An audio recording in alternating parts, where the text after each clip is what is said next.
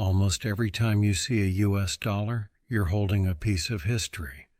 In fact, around 90% of global currency trades involve the dollar.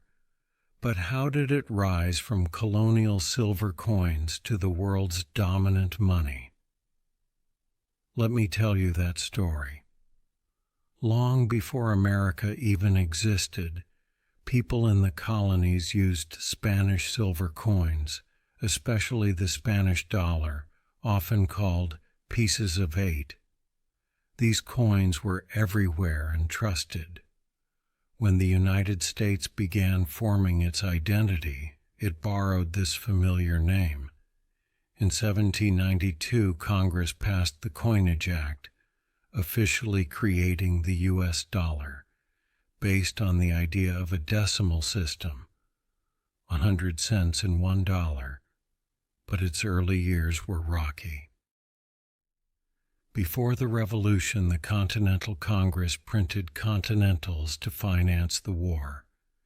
As more were printed, inflation eroded their value, so badly that the phrase, "not worth a Continental," became common.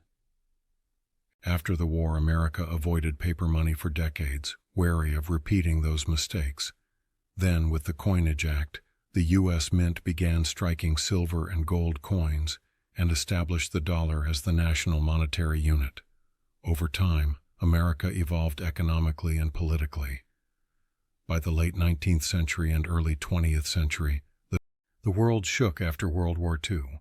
In 1944, representatives from 44 countries at the Bretton Woods Conference decided that the U.S. dollar would serve as the world's leading currency, pegged to gold, with other currencies tied to the dollar. Because the U.S. had amassed huge gold reserves during the war, it was uniquely positioned to take that role. But no regime lasts forever.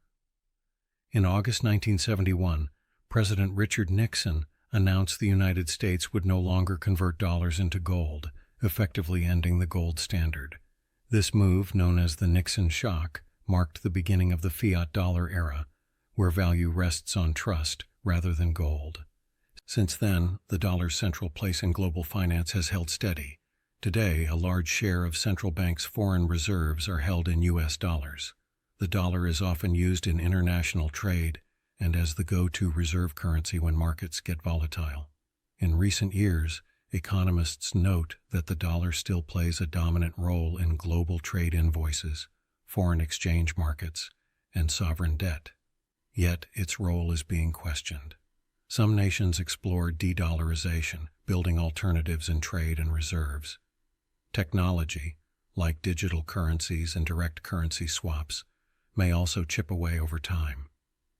So when you hold a greenback, know it's not just a note, it's a legacy. From colonial silver to global dominance, the dollar's story is about trust, power, and adaptation. Will it always remain king? That's the question we'll dig into next. If you found this journey fascinating, make sure to like, subscribe, and share this video. That way, more people can explore how history and finance shape our world. There's much more to uncover.